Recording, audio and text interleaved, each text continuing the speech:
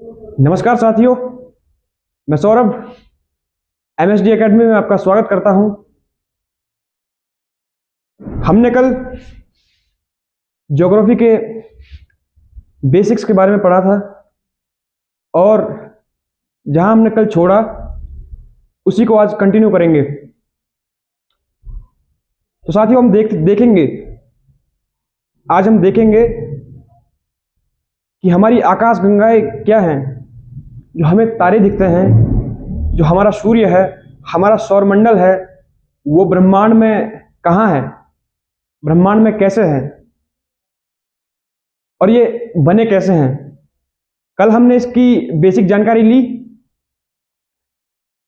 कि ब्रह्मांड की उत्पत्ति कैसे हुई और समय के साथ ब्रह्मांड आगे बढ़ा तो इसमें क्या क्या परिवर्तन हुए। हमने इसके उत्पत्ति के साक्ष्य देखे और भी अन्य चीजें हमने जानी। तो आज हम कंटिन्यू करेंगे आकाश गंगाओं के साथ। आई होप आपको कल का लेक्चर अच्छा लगा होगा। तो हम शुरू करते हैं। आज का हमारा जो टॉपिक है वो है आकाश गंगाएं। दोस्तों आकाश गंगाएं जैसे नाम से ही पता है, आकाश गंगाएं क्या हैं। जैसे गंगा मीन्स नदी। नदी ऐसी नदियां जो आकाश में हैं लेकिन उनमें पानी नहीं है। वो नदियां किस चीज की हैं? वो नदियां हैं तारों की, वो नदियां हैं धूल की, वो नदियां हैं असंख्य बिलियंस ऑफ स्टार्स की। उन्हें हम कहते हैं आकाश गंगाएं। तो बेसिकली आकाश गंगा क्या होती है? दोस्तों आकाश गंगा जैसे कि नाम से ही स्पष्ट है, आकाश गंगा, आकाश गंगाएं, हम इसको गैलेक्सी भी कहते हैं, गैलेक्सीज। तो बेसिकली गैलेक्सीज क्या चीज होती है, आपको जानकर बड़ी खुशी होगी, जानकर आपको मजा आएगा कि भाई हमारे ब्रह्मांड में गैलेक्सी जो है वो क्या है और इनका उपयोग क्या है। उपयोग इन द सेंस कि हमारे ब्रह्मांड में तो हैं ये, लेकिन क्यों हैं, कैसे हैं, तो हम जानेंगे। तो दोस्तों गैलेक्सीज क्या होती हैं? गैलेक्सी बेसिकली धूल, कण, चट्टान, ग्रहों, सितारों और अन्य कई प्रकार की छोटे मोटे कणों से मिलकर बना एक विशाल संरचना क्या कहलाती है? आकाश गंगा कहलाती है, जिसमें कई करोड़ बिलियंस स्टार होते हैं, यानी कि सितारे होते हैं, धूल होती है, कई प्रकार के कण होते हैं, चट्टानें होती हैं। वो क्या कहलाती है? गैलेक्सी कहलाती है। तो अब बात आती है कि गैलेक्सी कितने प्रकार की होती है। गैलेक्सी होती है दोस्तों तीन प्रकार की। पहली गैलेक्सी होती है स्पाइरल। स्पाइरल जैसा कि नाम में ही इसका स्पाइरल है। हिंदी में क्या कहेंगे इसको? हिंदी में कहेंगे सर्पिल। सर्पिल यानी कि ऐसे, ये देखिए आप, सर्पिल आकार, ये सर्पिल गैलेक्सी, ये देखिए सर्पिल यानी कि एक ये घुमावदार टाइप की गैलेक्सी, इन्हें हम सर्पिल आकार गैलेक्सीज कहते हैं। और ये सर्पिल क्यों बनी है, इनके बनने के पीछे अपनी एक साइंस है जिसको हमें जानने की आवश्यकता नहीं है, क्योंकि हमें अपना जीएस के हिसाब से इसको देखना है। तो हमें इतना मालूम होना चाहिए कि गैलेक्सी कितने प्रकार की होती है। तो पहली गैलेक्सी है सर्पिल आकार गैलेक्सी। सर्पिल आकार गैलेक्सी कैसी होती है? एक डिस्क के आकार की होती है, घुमावदार डिस्क के आकार की गैलेक्सी क्या होती है? सर्पिल आकार गैलेक्सी होती है। ये देखिए। अब इस गैलेक्सी की मुख्य विशेषताएं क्या है? इस गैलेक्सी की मुख्य विशेषताएं होती हैं, इसमें केंद्र में एक स्थान होता है जिसको हम कहते हैं ब्लैक होल। ब्लैक होल, कृष्ण विवर कहते हैं इसको हिंदी में, कृष्ण विवर। इस ब्लैक होल की अपनी विशेषताएं हैं जिनके बारे में हम चर्चा करेंगे आगे। तो आप अभी मोटा मोटी समझ लीजिए कि गैलेक्सी के जो सेंटर में चीज है उसे हम क्या कहते हैं? उसे हम ब्लैक होल कहते हैं, ठीक है। और ब्लैक होल के बाहर क्या होता है? इधर धूल, डस्ट पार्टिकल्स इस ब्लैक होल के चारों ओर कॉम्पैक्टली क्या होते हैं, चक्कर काट रहे होते हैं। ये इससे जुड़ाव एकदम स्ट्रॉन्ग ग्रेविटेशनल फोर्स के माध्यम से इससे जुड़े हुए रहते हैं। और इस जोन को हम क्या कहते हैं, गैलेक्टिक बल्ज। गैलेक्टिक बल्ज यानी कि ब्लैक होल से जुड़ा हुआ जो धूल के कण है, जो डस्ट पार्टिकल्स हैं, उसे हम कहते हैं गैलेक्टिक बल्ज। समझ में आ रही है आपको बात? आई होप आपको इंटरेस्टिंग लग रहा होगा ये, और इंटरेस्टिंग है भी। ठीक है, ये बात हो गई जी गैलेक्टिक बल्ज की। ये गैलेक्टिक बल्ज क्यों है ऐसा? क्योंकि ब्लैक होल का जो ग्रेविटेशन फोर्स है वो बहुत खतरनाक तीव्र है, जिसके कारण इसके आसपास का जो क्षेत्र है वो धूल कणों को ट्रैप कर लेता है, चट्टानों को ट्रैप कर लेता है। तो उसको हमने नाम दिया गैलेक्टिक बल्ज। समझ में आ रही है बात? इस गैलेक्टिक बल्ज के बाहर क्या होता है, सितारों का एक समूह टाइप का होता है, सितारे या अन्य धूल कण। इसे हम कहते हैं गैलेक्टिक डिस्क। दोस्तों, इस गैलेक्टिक डिस्क में ही क्या होता है, जो हमारे सितारे हैं, हमारे सूर्य हैं, जो हम आसमान में सितारे देखते हैं, वो क्या है, इस गैलेक्टिक डिस्क के भीतर ही मौजूद होते हैं। ठीक है, अब बात करते हैं, ये तो हो गई सर्पिलाकार गैलेक्सी की बात। अब बात करते हैं जिस गैलेक्सी में हम रहते हैं। पहले तो प्रश्न आएगा कि हम किस गैलेक्सी में रहते हैं। तो दोस्तों मैं आपको बता दूं, जिस गैलेक्सी में हम रहते हैं उसका नाम क्या है, मंदाकिनी। हिंदी में मंदाकिनी और अंग्रेजी में मिल्की वे। मिल्की वे। और मिल्की वे का आकार कैसा है? मिल्की वे का आकार है ये सर्पिलाकार, स्पाइरल। मिल्की वे का आकार है स्पाइरल। तो हमारी आकाशगंगा का नाम क्या है? मिल्की वे।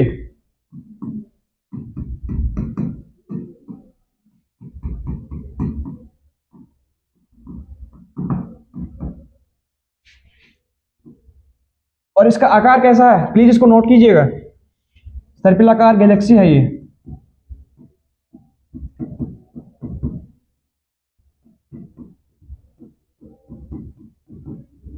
Spiral Galaxy.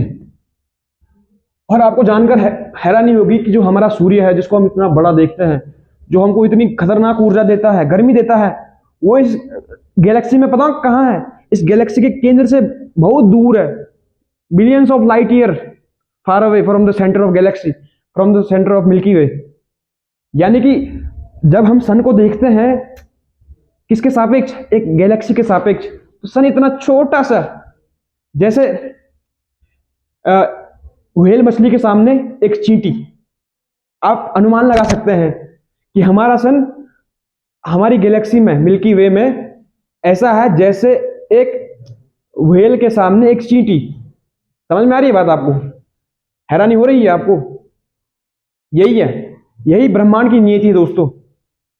सन बहुत छोटी चीज है, लेकिन हमको लगती बहुत बड़ी है। लेकिन अगर हम पॉइंट ऑफ व्यू से देखें, इतने बड़े पॉइंट ऑफ व्यू से देखें, तो हमें बहुत छोटी चीज लगेगी सन। तो ये बातें हैं दोस्तों। गैलेक्सी की जो मेन बात होती है, इसका जो आकार होता है, पता कितना होता है? लगभग कितने जीरो हैं ये? 5 जीरो लाइट ईयर। इसका जो व्यास होता है, व्यास यानी कि इसका जो व्यास होता है, व्यास, इसकी जो दोनों सिरों की दूरी है वो 1 लाख लाइट ईयर होती है मिनिमम। 1 लाख लाइट ईयर, यानी कि 1 लाइट ईयर वो मात्रा है या वो दूरी है जो प्रकाश द्वारा 1 साल में तय की जाती है। अब आप बोलेंगे भाई ये प्रकाश कितनी दूरी तय करता है 1 साल में? तो मैं आपको बता दूं, प्रकाश जो दूरी तय करता है, बताओ कितनी करता है?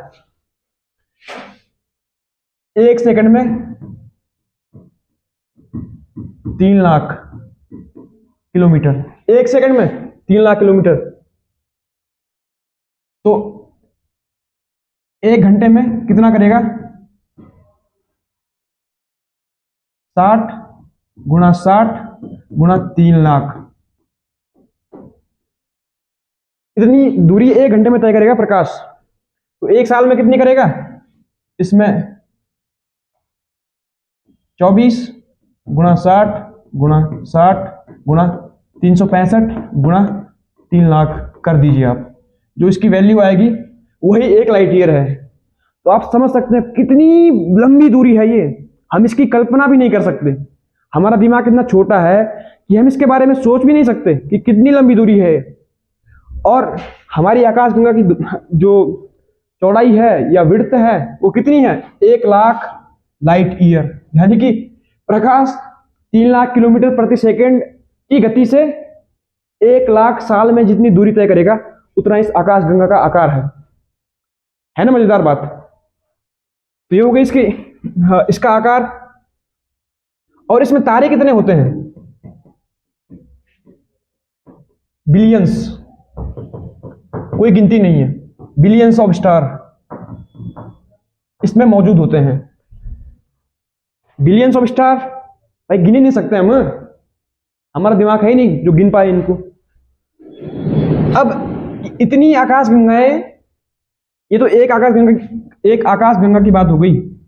अब हमारे ब्रह्मांड में हमें पता ही नहीं कितनी आकाशगंगाएं हैं, क्योंकि ब्रह्मांड तो इनफाइनाइट है ना भाई। तो हमें पता कैसे चलेगा? Lot of galaxies are there in universe. तो आप समझ सकते हैं कि यूनिवर्स कितना बड़ा है, कितना मैसिव है। हम उसकी कल्पना तक नहीं कर सकते। हम उसके सामने कुछ भी नहीं है, कुछ भी नहीं। ये इतनी बड़ी बात है ब्रह्मांड को समझना। हमारे लिए धरती ही इतनी बड़ी चीज हो जाती है, तो सूर्य इतना दूर हमसे, 15 करोड़ किलोमीटर दूर।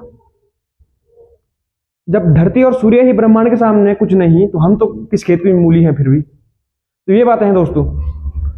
अब बात करते हैं दूसरी गैलेक्सी की। दूसरी गैलेक्सी किस प्रकार की होती है?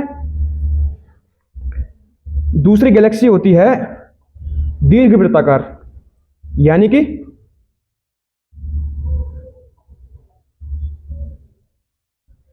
इलिप्टिकल शेप्स की गैलेक्सीज। इलिप्टिकल शेप की गैलेक्सीज कैसी होती हैं? ऐसी गैलेक्सीज। और ये गैलेक्सीज मैच्योर गैलेक्सीज हैं, ये अब फॉर्म्ड नहीं हो रही हैं, यानी कि बन नहीं रही हैं। अब जो हमने इससे पहले पढ़ी थी स्पाइरल गैलेक्सीज, वो अभी भी निर्मित हो रही हैं, उनमें तारों का निर्माण अभी भी चल रहा है। लेकिन जो ये गैलेक्सीज हैं ये इलिप्टिकल गैलेक्सीज जो हैं ये मैच्योर हैं, एक काफी हद तक मैच्योर हो चुकी हैं, और इनमें तारे अब बन नहीं रहे हैं बल्कि बन चुके हैं। और इनकी मात्रा क्या है? सबसे ज्यादा है ब्रह्मांड में, सबसे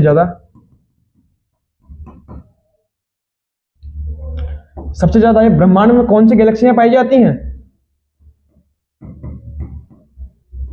इलिप्टिकल।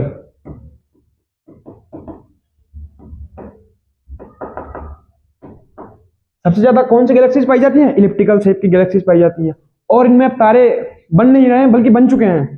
तो ये बात है ब्रह्मांड में, ये लिखा है पीपीटी पे भी। तो ये हो गई इलिप्टिकल गैलेक्सीज की बात।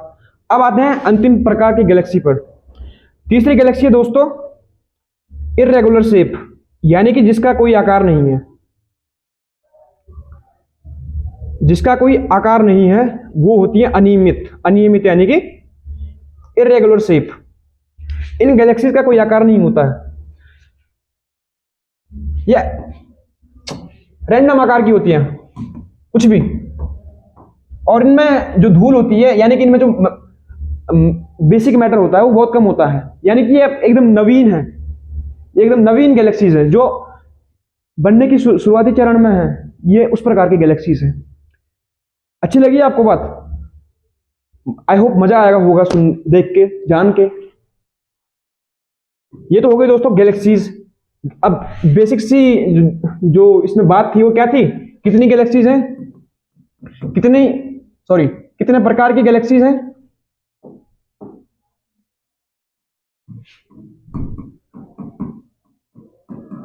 तो दोस्तों इसका आंसर है 3 प्रकार की। बहुत इंपॉर्टेंट पॉइंट है दोस्तों आपकी एग्जाम की पॉइंट ऑफ व्यू से। कितने प्रकार की हैं? 3 प्रकार की। सबसे ज्यादा कौन सी है? दीर्घ वृत्ताकार।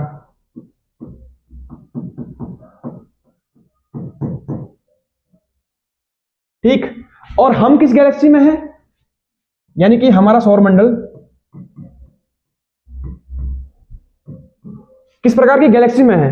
यह है स्पाइरल प्रकार की गैलेक्सी में। स्पाइरल प्रकार की गैलेक्सी में पाया जाता है। और हमारी गैलेक्सी का नाम क्या है? मिल्की वे। हमारी गैलेक्सी का नाम क्या है?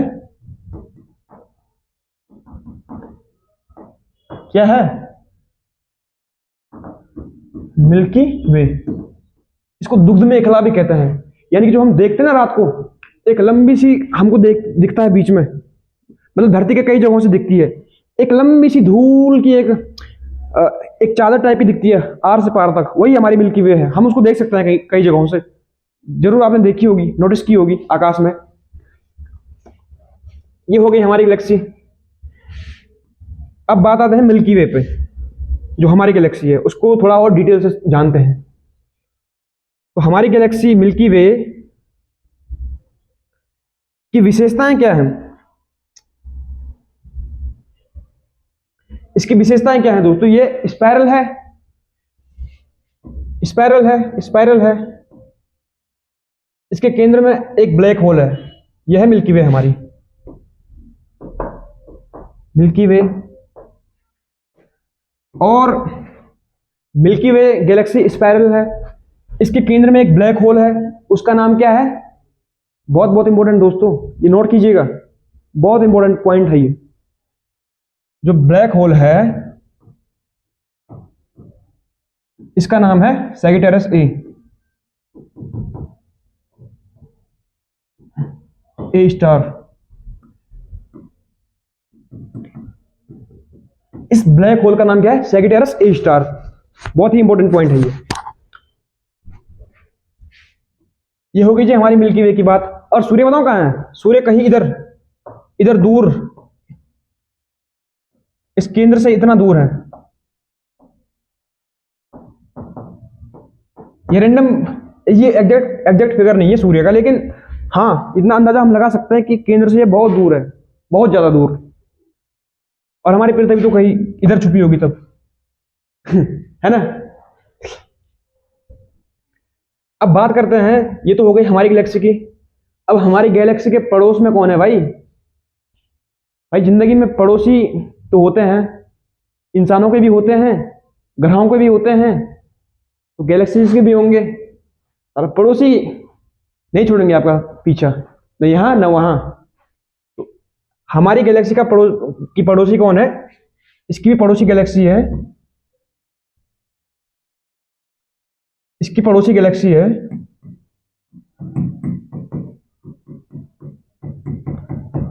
उसका नाम बड़ा भयंकर है दोस्तों,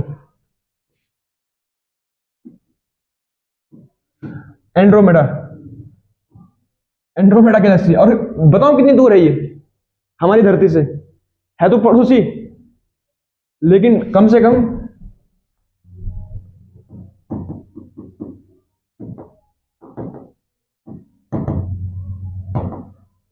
25 लाख प्रकाश वर्ष दूर है हमसे, धरती से। ये देखिए पड़ोसी इतना दूर है, तो कितने बड़े आकार की बात हम यहां कर रहे हैं। 25 लाख प्रकाश वर्ष दूर है हमसे। ये देखिए, अब फिर भी हम इसको पड़ोसी कह रहे हैं, है ना अजीब बात। लेकिन भूगोल में यही होता है दोस्तों, तभी तो ये भूगोल है। ये हमारी पड़ोसी गैलेक्सी हो गई एंड्रोमेडा। इसको आप नोट कर लीजिएगा, बहुत इंपॉर्टेंट है ये। कभी भी आपसे वन लाइन में पूछ सकता है कि हमारी आकाशगंगा की पड़ोसी आकाशगंगा कौन है, तो उसका नाम क्या है? एंड्रोमेडा। एंड्रोमेडा है हमारी पड़ोसी गैलेक्सी। तारे, धूल, गैस, विशाल संग्रह, आकाशगंगा जिसमें हमारा सौरमंडल स्थित है, मिल्की वे, दुग्ध मेखला, ये बात हो गई। दोस्तों आई होप आपने वीडियो को एंजॉय किया होगा, आपने इसको अच्छे से समझा होगा कि आखिर ब्रह्मांड में हम कहाँ हैं, हमारी गैलेक्सी कहाँ है, और गैलेक्सी तो छोड़िए सूर्य कहाँ है, हमारी पृथ्वी कहाँ है, और एग्जैक्टली हम कहाँ हैं। तो बहुत बड़ा, ये बहुत जटिल तंत्र है दोस्तों। इसको समझने में आदमी जब से पैदा हुआ है तब से लगा है, और आज तक वैज्ञानिक भी इस खोज में जुटे हैं कि कहीं कभी ना कभी तो हमको इतनी बड़ी बड़ी दूरियों को नापने यानी कि पार करने का कुछ पता चले। तो ये दोस्तों हमारे ब्रह्मांड की जटिलताएं हैं। ब्रह्मांड बहुत ही जटिल है दोस्तों, बहुत जटिल, यानी कि इंसान अपने छोटे से दिमाग से उसके बारे में कुछ ज्यादा जान नहीं सकता। हम ब्रह्मांड के सिर्फ 4% भाग के बारे में भी जानते हैं। अब आप अंदाजा लगा सकते हैं कि ये कितनी मैसिव बात है, कितनी विशाल बात है। लेकिन फिर भी जैसे जैसे टेक्नोलॉजी आगे बढ़ रही है, तो उसके हिसाब से हमारी सामने ब्रह्मांड की परतें खुलती जा रही हैं कि ये कैसा है, ये कैसे बना, इसकी प्रक्रिया क्या है, ये कब तक ऐसे बनता रहेगा, या कभी खत्म भी होगा या नहीं होगा। इसके बारे में खोजें चल रही हैं लगातार, और चल रही हैं, हमारे वैज्ञानिकों के द्वारा चल रही हैं खोजें। इसी के साथ मैं आज के लेक्चर का अंत करना चाहूँगा। अगर आपको ये वीडियो अच्छी लगी हो तो आई होप आप इसको लाइक कर दें और चैनल को सब्सक्राइब भी कर दें, और शेयर तो बिल्कुल कीजिएगा, क्योंकि इससे हमारा मनोबल बढ़ता है। बहुत बहुत धन्यवाद।